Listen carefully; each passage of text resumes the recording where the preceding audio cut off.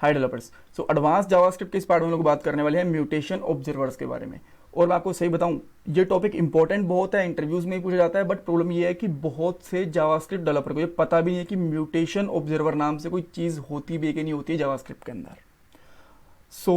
अगर आपको पता है तो अच्छी बात है, नहीं पता तो डोंट वेरी, यहाँ पे हम लोग सारी की सारी चीज़ें देखेंगे म्यूटेशन ऑब्जर्वर के बारे में।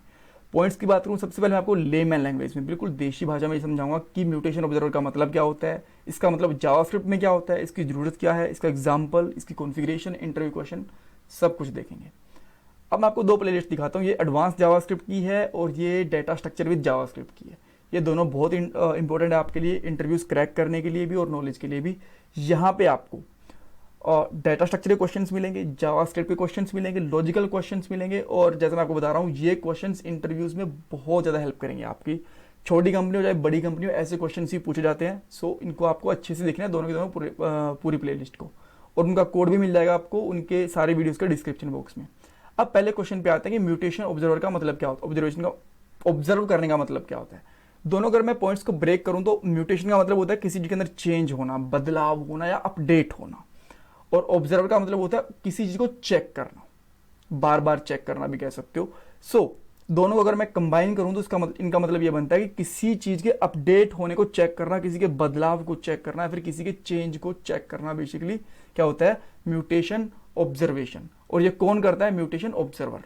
ठीक है, जावास्क्रिप्ट के अंदर ये सेम चीज अप्लाई होती है। मान लो कि आपके पास एक HTML का पेज है, इसके अंदर किसी एलिमेंट के अंदर, चाहे वो डिव हो, चाहे वो H1 टैग हो, चाहे P टैग हो, उसके अंदर मान लो कि आपको उसको ऑब्जर्व करना है, उसके म्यूटेशन उसके बदलाव को चेक करना है कि उसके डिव में, मान लीजिए कि पहले डिव के कलर में कोई चेंज हुआ, इसके टेक्स्ट में कोई चेंज हुआ, या फिर इसकी कोई property, class, value, height, with, किसी भी, या फिर ये रिमूव भी हो गया, या फिर ये नया बना, तो इनमें अगर कुछ भी चेंज होता है उसको हम लोग डिटेक्ट कर सकते हैं। किसकी हेल्प से?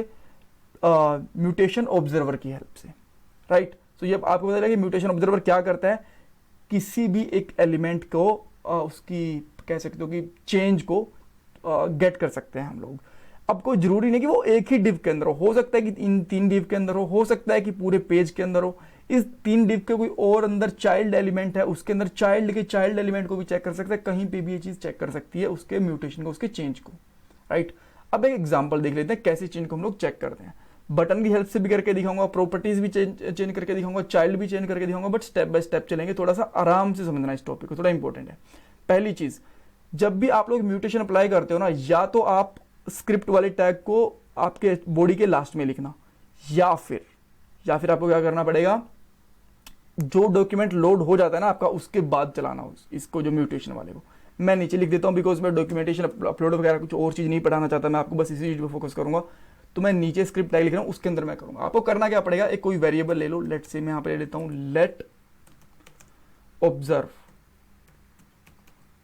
ऑब्जर्वर ले लेता हूं एक बार के लिए, ठीक है। और एक हमारे पास क्लास होती है न्यू म्यूटेशन ऑब्जर्वर नाम से, ये अपने आप में कॉल बैक फंक्शन लेती है। मैं यहाँ पे एक फंक्शन पास कर देता हूँ, कॉल बैक फंक्शन। अब मैं इसके अंदर कुछ डाटा भी आ रहा होगा कॉल बैक फंक्शन है, तो इसमें मैं डाटा ले लेता हूँ, और उस डाटा को मैं यहाँ पे कंसोल भी करवा देता हूँ, console.won, console.log, जो भी आपको करवाना हो, मैंने यहाँ पे डाटा को प्रिंट करवा दिया। अब चेक करते हैं कि कोई एरर है कोड में, स्टेप बाय स्टेप चलना है ना हमें, नहीं कोई एरर नहीं है, बहुत बढ़िया।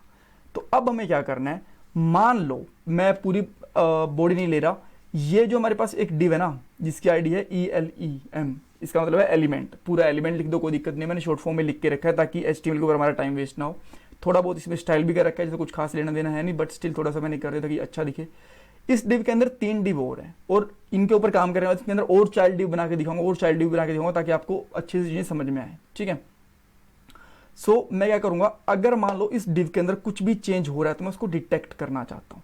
आप यहाँ पे एक मेरे से क्वेश्चन पूछ सकते हो कि यार वो चेंज तो ना मैं लिसनर से भी गेट कर सकता हूँ, और चेंज किसके होगा, के ऊपर होगा, क्लिक के ऊपर। मान लो कि इस डिव के ऊपर क्लिक हुआ यहाँ पे, तो चेंज हो रहा होगा, तो मैं क्लिक के ऊपर ही चेक कर लूंगा, कोई जरूरी नहीं है। आपके पास यहाँ पे एक बटन है, उस बटन के क्लिक के ऊपर यहाँ पे चेंज हो, या फिर आप डायरेक्टली कंसोल से चेंज कर दो, या फिर कोई वेरिएबल वगैरह, प्रॉपर्टी वगैरह कुछ भी चेंज हो गई या फिर किसी भी वजह से, तब भी आपको मतलब एक फ्लैग मिल जाना चाहिए, कुछ ना कुछ अपडेट के लिए मिल जाना चाहिए कि बस इस चीज में आपको में चेंज हो गया, ठीक है, इस तरीके से। अच्छा, एक चीज हो रहा है ना छोटी सी, जो मुझे एकदम से ध्यान है, कि आपको पता है इसके बारे में मुझे बताना कि आपको पता था कि नहीं था, आप एक डिव को भी एडिटेबल बना सकते हो। इसके अंदर एक प्रॉपर्टी होती है, मैं यहाँ पे बनाता हूँ कंटेंट एडिटेबल। अब आप देखोगे इसको, अगर मैं इस पर कंटेंट एडिटेबल लगा देता हूँ ना, तो ये आप इसको एडिट कर सकते हो। यहाँ पे देखोगे, देखो मैं इसको एडिट कर पा रहा हूँ अब, ठीक है।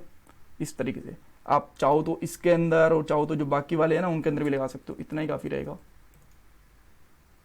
कंटेंट एडिटेबल मैं तीनों में लगा देता हूँ, ठीक है। अब ये तीनों के तीनों को आप एडिट कर सकते हो, कुछ भी चाहूँ तो इसमें एडिट कर पा रहा हूँ, कुछ भी चाहूँ तो इसमें एडिट कर पा रहा हूँ, कुछ भी चाहूँ तो इसमें। या मुझे बताना कि आपको पता था कि नहीं पता था, ठीक है। आपको मैं यहाँ पे भी बताऊंगा, इसके चेंज भी डिटेक्ट करके बताऊंगा, बट मैं आपको ये बता रहा था कोई जरूरी नहीं है कि इसके क्लिक के ऊपर या फिर इसके ऊपर एडिट करने पे ही आपको चेंज हो। मान लीजिए कि यहाँ एक बटन है, उस बटन पे क्लिक हुआ और उसकी प्रॉपर्टी चेंज हो गई, वो भी आपको डिटेक्ट करनी पड़ सकती है, राइट, मानते हो। और हो सकता है आपको उसके ऊपर एपीआई कॉल करनी हो सकता है कि आपके ऊपर सेट लॉग आउट करवाना हो, आपको चेक करना है कि लोगों ने कितनी काफ़ी देर तक 10-15 मिनट तक व्यू नहीं हो रखा, या फिर कुछ एलिमेंट वगैरह में कुछ चेंज नहीं हुआ, बस नॉर्मल पेज पड़ा हुआ है, 10 मिनट हो चुका है तो उसको लॉग आउट करवाना है। ये सारी चीज़ें भी आप लोग म्यूटेशन ऑब्जर्वर के साथ में कर सकते हो।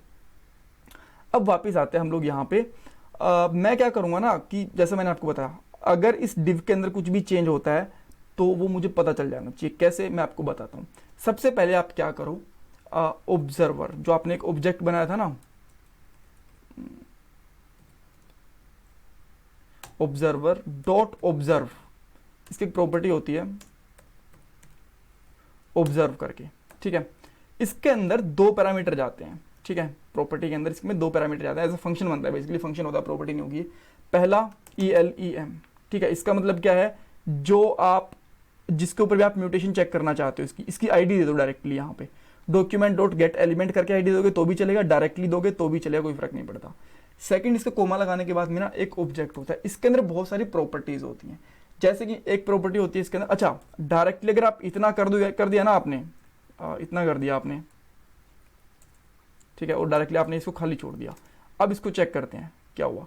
जैसे आप इसमें चेक करोगे ना, तो इसमें बताया fail to execute observe on the mutation observe, the option object must be set at least 1 attribute. यानी कि ये कह रहा है कि इसके अंदर ना कोई एट्रीब्यूट सेट करोगे, आपको चेंज करवाना क्या है, क्या चेंज करना चाहते हो। जैसे कि मैं आपको बताता हूं, इसके अंदर होता है चाइल्ड लिस्ट, कि अगर इसके साथ साथ इसके चाइल्ड में भी कुछ चेंज होता है ना, तो वो भी मुझे बताओ, ठीक है। मैं इसमें ट्रू कर देता हूं।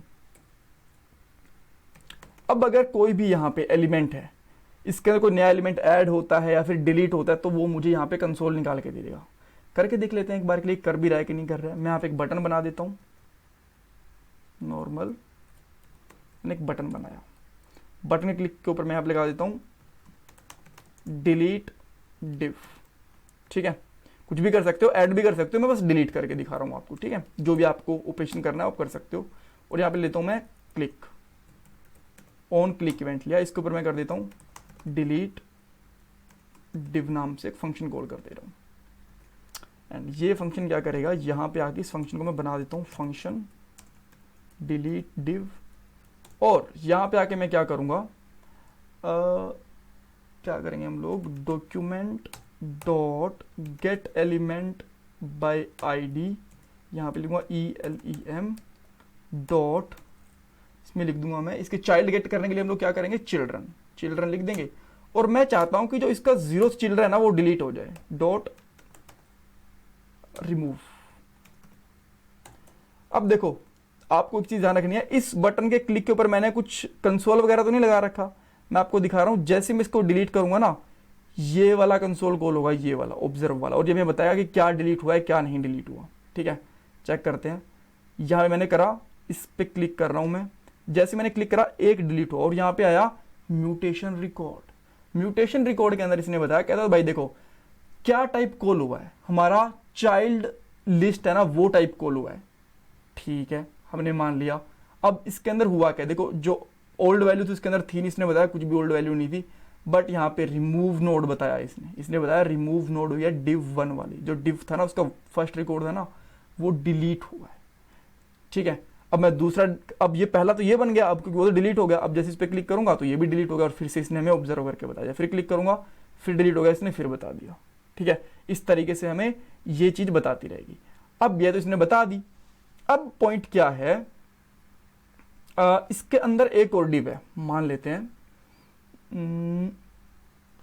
यहाँ पे मैं एक डिव बनाता हूँ, डिव, इसका नाम मैं यहाँ पे रख देता हूँ class other div. Other div रख दिया मैंने इसका नाम, और यहाँ पे इसके अंदर मैंने एक डिव और ले लिया, यहाँ पे लिख दिया मैंने इनर डिव। जस्ट मैंने इतना ही लिखा, चेक करते हैं क्या ये बना, बिल्कुल बन गया, यहाँ पे एक इनर डिव बन गया। ठीक है, तो अगर ये चेक करना, बिकॉज ये तो डिव के अंदर डिव है ना, वो चेक करना हो कि वो डिलीट हुआ है कि नहीं हुआ, तो क्या इससे कुछ फर्क पड़ेगा, डिलीट होगा। अब मैं यहाँ पे एक बटन और बना देता हूँ, ऐसे ही मैं यहाँ पे करता हूँ डिलीट इनर डिव, ये कर दिया मैंने, और यहाँ पे एक फंक्शन अलग से बनाऊंगा डिलीट इनर डिव। तो इनर डिव को मैं जैसे ही कॉल करूंगा ना, यहाँ पे एक फंक्शन, इसी को मैं मॉडिफाई कर दूंगा, डिलीट इनर डिव, और इसके अंदर हम लोग यहाँ पे क्या करेंगे, चिल्ड्रन 0 के अंदर किसके चिल्ड्रन को डिलीट करना है हमें, अदर डिव ना, मैं आईडी ले लेता हूँ यहाँ पे, अदर डिव का जो चिल्ड्रन है ना उसको डिलीट करना है यहाँ पे। ठीक है, इसके चिल्ड्रन को डिलीट करना है। चेक करता हूँ, मैंने इस पर क्लिक करा, डिलीट हुआ, बट ऑब्जर्वेशन के अंदर तो हमारे पास यहाँ पे कुछ आया ही नहीं, वो कैसे होगा। अब इसके लिए हमें थोड़ी सी अलग कॉन्फ़िगरेशन करनी पड़ती है। उसके लिए हमें क्या करना पड़ता है, ये आप चाहो तो रख सकते हो, जो ये वाला था हमारा चिल्ड्रन वाला, इसके जगह पे आप एक काम करो, इसमें डालो आप सब ट्री। ठीक है, सब ट्री के अंदर आप लिखो यहाँ पे आके ट्रू। अब अगर आपका इसके सब ट्री में भी कुछ चेंज होगा ना, तो भी इसको दिखाना चाहिए। जैसे मैं इस पर क्लिक करता हूँ, अब इसने बता दिया यहाँ पे कि भैया कहाँ पे डिलीट हुआ, अब ये बता देगा रिमूव नोड डिव। अब क्योंकि सब ट्री बन रहा था तो डिलीट हुआ, बट इसने टारगेट बता दिया यहाँ पे कि डिव के अंदर एक अदर डिव था, उसके अंदर कोई नोड डिलीट हुई है। ठीक है, ये इसने बता दिया, ऑल राइट, सो ये भी ठीक है, कोई दिक्कत नहीं है। अब मैं क्या करता हूँ, यहाँ पे एक और बटन लेता हूँ इस तरीके से। ठीक है, और मैं यहाँ पे लगाता हूँ सिंपली, इसका मैं यहाँ पे लिखता हूँ अपडेट, मैं डालता हूँ एट्रीब्यूट, एट्रीब्यूट। ठीक है, और इसका नाम भी यहाँ पे कर देता हूँ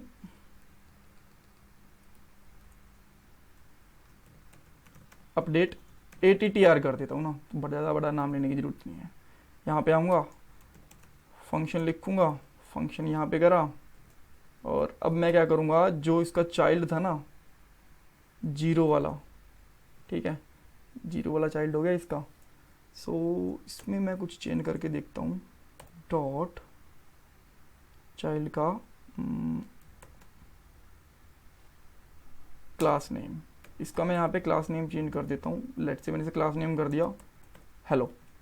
ठीक है, अब वापस आते हैं, यहाँ पे क्लिक करता हूँ, आप देख सकते हो इसका कलर क्यों बढ़ गया, बिकॉज पहले इसकी क्लास कुछ और थी। मैं आपको दिखाता हूँ रिफ्रेश करके, इस डिव की पहले क्लास क्या है, div1। जैसे मैंने इस पर क्लिक करा, इसकी सॉरी मैंने इनर डिव को हटा दिया, सॉरी गाइस। तो आप देख सकते हो इसकी नाम है div1, मैंने इस पर क्लिक करा, इसकी क्लास हेलो हो गई।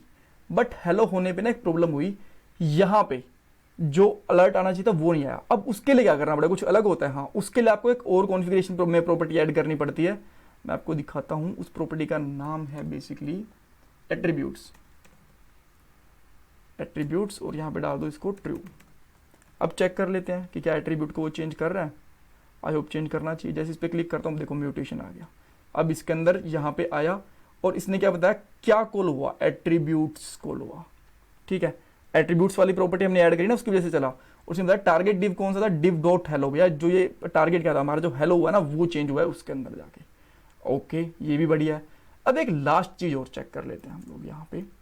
यहाँ पे मैं आता हूँ और यहाँ पे करता हूँ अपडेट डिव वैल्यू, और यहाँ पे मैं कर देता हूँ अपडेट डिव वेल। एंड ये तो अभी 3 डिव लिए, अगर आप 3 जब 30 डिव भी ले लोगे ना तो भी चलेगा, उसमें कभी भी प्रॉब्लम नहीं आने वाली। तो मैं यहाँ पे कर देता हूँ अपडेट डिव वेल, और यहाँ पे कर देता हूँ मैं dot text content equal to banana. 0 वाला चेंज करा मैंने। अब जीरो में जैसे मैं लिख रहा हूँ, आप जीरो में कोई भी चेंज कर सकते हो, ठीक है, एक लूप लेके सबको भी चेंज कर दो तो भी कोई फर्क नहीं पड़ता। मैं जीरो बस इसलिए लेके चल रहा हूँ कि उससे ईजी रहेगा। जैसे मैं इस पर क्लिक करता हूँ, यहाँ पे बनाना था, ये कॉल हो गया, ठीक है। और उसके साथ में बिकॉज इसकी प्रॉपर्टी चेंज हुई है तो ये म्यूटेशन वाला है, ये भी चेंज हो गया, ठीक है। सो आपको ये चीज़ भी पता चल जाती है। अब इसके अंदर अगर आप डायरेक्टली यहाँ पे आके इस तरीके से चेंज करते हो, वो तो बटन क्लिक के ऊपर चेंज हुआ, बट आपको ये ऑब्जर्व नहीं हुआ आप जैसे आपने यहाँ पे चेंज करा, ठीक है। यहाँ पे क्योंकि आप देखोगे आपने यहाँ से क्लिक करा, मैं यहाँ पे आता हूँ तो यहाँ से क्लिक करा तो चेंज पता नहीं चला आपको। अगर मैं यहाँ पे लिख देता हूँ बनाना, तो आपको कुछ कंसोल आया? बिल्कुल भी नहीं आया। बट यहाँ से क्लिक करूंगा तो आपको मिल गया यहाँ पे। अब इसके लिए क्या करना पड़ेगा आपको? इसके लिए भी एक प्रॉपर्टी होती है, यहाँ पे आना है आपको और यहाँ पे लिखना है character data value, I guess इससे चेंज हो जाना चाहिए। वापस आता हूँ यहाँ पे and character data value is not defined, true करके देखता हूँ ट्रू पे चलेगी क्या।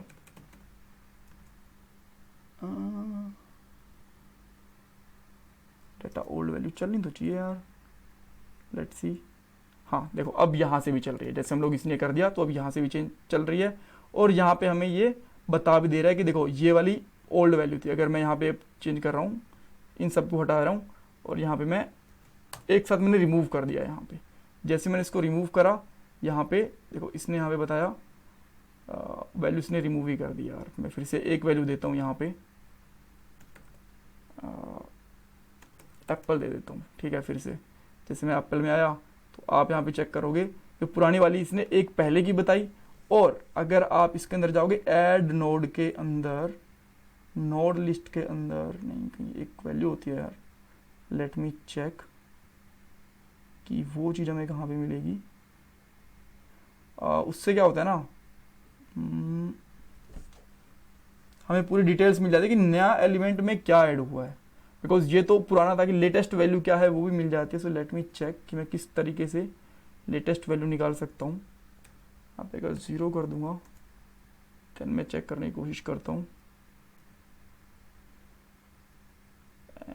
एंड ओके, टारगेट के अंदर जाओगे ना, यहाँ पे देखो, हाँ टारगेट के अंदर आपको पूरी पूरी चीज़ें और भी मिल जाएंगी। इसका बेस यूआरएल पेज का मिल जाएगा और क्या उसकी करंट वैल्यू है वो भी मिल जाएगी, होल टेक्स्ट भी मिल जाएगा, कंटेंट भी बहुत कुछ मिल जाएगा आपको, ठीक है। और क्या चेंज हुआ है, कैरेक्टर डाटा चेंज हुआ है, ये भी आपको मिल जाएगा। सो इन सारी की सारी चीज़ों से आपको बेसिकली काफ़ी सही रहेगा जब भी आपको कोई चेंज चेक करना होगा, म्यूटेट का को ऑब्जर्व करना होगा, तो ये सारी की सारी चीज़ें आपकी बहुत काम आएंगी। अगर वीडियो यूजफुल लगी तो मुझे कमेंट सेक्शन के अंदर बताना and please support me by subscribe my channel, like this video and हो सके तो वीडियोस को शेयर भी कर देना।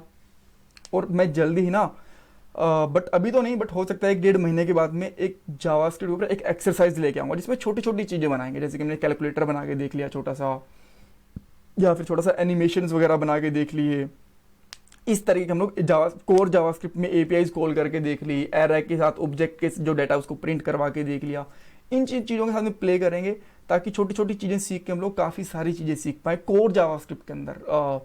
नोट एंगुलर एंड रिएक्ट वगैरह उनकी अलग से प्लेलिस्ट आ जाएंगी, बट जावास्क्रिप्ट की कोर एक्सरसाइज भी बनाने की कोशिश करेंगे हम लोग, राइट।